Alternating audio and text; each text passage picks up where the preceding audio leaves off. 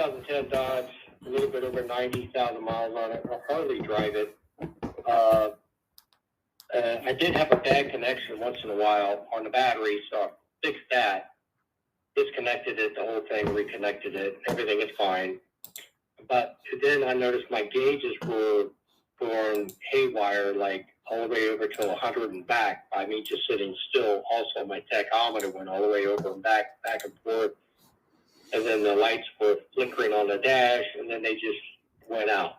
They did that twice, maybe 3 times, but then it just quit completely. So when that quit completely, I was obviously driving, but then when I shut it off, turned it back on, the wipers came on. Okay. And went shut off. And then I did hear some static or some loose connections going on underneath the dash, which sounds like it's a modular or a small contact relay or some system underneath trying to connect. Yeah. So the wipers, they go on as kind of like a fail-safe mode when I think it's the instrument cluster loses communication with the totally integrated power module, or if there's some sort of communication issue between the computers, the wipers turn on automatically. I would be willing to bet that there is going to be a communication issue with one or more of the modules on board the vehicle. All right, so this is actually really common. The instrument cluster is common to go bad. The fuse box is common to go bad. And there's a lot of other modules on board the vehicle that it could be. So one thing you could try, if you haven't done so already, is disconnect the battery cables from the battery and rub the cables together for 5 minutes. That'll discharge the capacitors and all the modules on board the vehicle, and it might start working. You mean by taking a negative and a positive cables off the battery and patching together to discharge the capacitors? Yes, sir. There's no guarantee that that's going to be a permanent fix. Sometimes it gets rid of locked up modules, so you can try it, but it might happen again. And if it does, whatever module is going bad will simply most likely need to be replaced, and that'll have to be identified and then replaced at your either Dodge dealership or at a professional repair shop.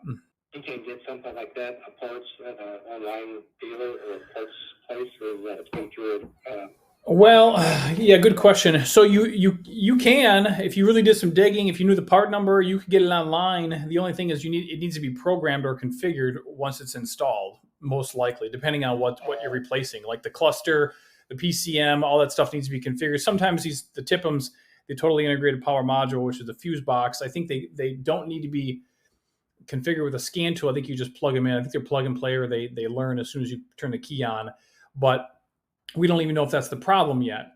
Now, there are some other options. You can go, find like a computer rebuilder. You can buy a module from a computer rebuilder and have them program it before they send it to you, or maybe even send yours into them and they can fix it and program it or configure it and then send it to you. So that is an option, but that's not. But I wouldn't go to like O'Reilly's or Advanced Auto and look for like a PCM. Because it's going to have to be programmed.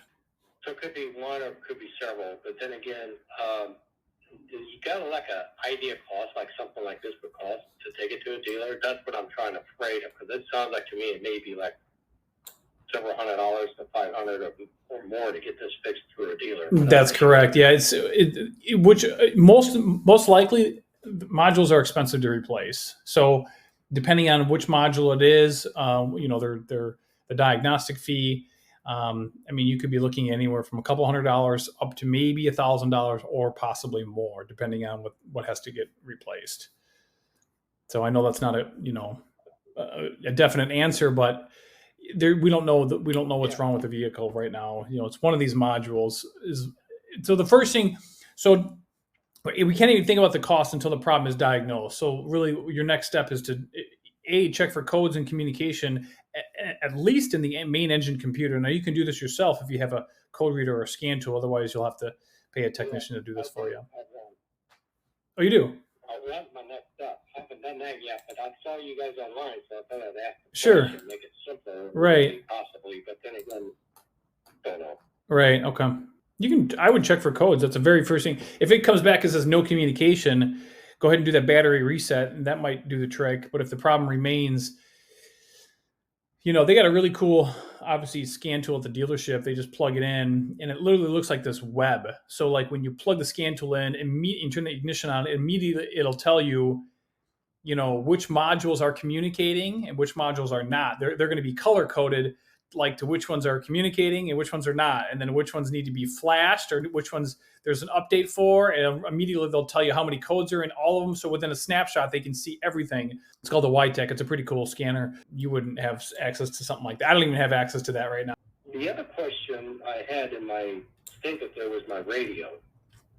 The radio would come on, then go off. But this all happened like 6 months ago. I don't know if this is like a predetermined that something was coming up that is going to go bad, like the dash, and it's kind of related, or is that isolated just because the radio is not working sometimes? Because, obviously the radio and the backup camera is all together. For some reason, I've noticed when I start the vehicle, it would work sometimes, and then sometimes it wouldn't work. And then lately, when I was driving it, like a couple months ago before all this happened, the radio would just automatically come on and then eventually go off. And I thought this was kind of weird. So I noticed my, what do you call it, the LED crystals or whatever you want to call it on the dash is kind of fading a little bit. Not as bright as it was, but I think that's normal for the year in use and kind of being in the sun, because I live in Florida, so it's hot. And I was just wondering that, such as the modules are going bad because of the heat being outside, because, our batteries do not last more than 3 years here. Like a replacement every 3 years for sure because of the heat. Sure. But any answers to the radio? Yeah, absolutely. It's definitely possible that it could be related, and it might even be a bad radio causing all of this, this communication, because it is a module, and it does communicate with the other computers on board the vehicle over the communication circuit. So yeah, it's possible. Absolutely. There can be isolated just a radio itself. It just could be mixed with that cluster, which is the first phase of something going out, and all of a sudden it just, as they say, went hell in a handbasket. Correct. Yeah, it is possible. Yes, sir. All righty. Is there any other information you should give me, or is that about it? No, we just need to find out which modules are communicating and which ones are not. You can try the battery procedure right away if you don't want to, attempt to communicate it. You might. I mean, regardless, even if they're,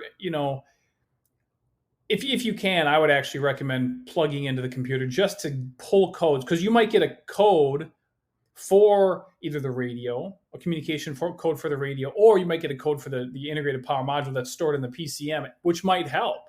So before you do the battery disconnect, it wouldn't be a bad idea. I would probably plug in real quick, turn a key on, and just get the codes. That's what I was thinking before I clear it. Get rid of the memory. Right. I think I'll try that. I think the device I have is not bad. I've had it for a couple of years, which is fine for 2010, even though I've had it 5 years. That is that indicator, if you want to call it that. Right. I'm sure I just got to program the year and the model and all that stuff into the program, tell me what's going on. Okay. All right. I appreciate your time and your effort, and you were very helpful, because one of the guys at the dealership said it was probably one of the modulars going bad to communicating. It's like a tree. You got to go to this modular first, and if it doesn't go past this modular, it's just going to stop. Yep. You got it. Yep. And you got to get that fixed before you go any further. So that's like correct. A dam. Yep. Stopping the water. Yep. That's true. All right. Thank you. All right. You're welcome. Good luck, and let me know, okay?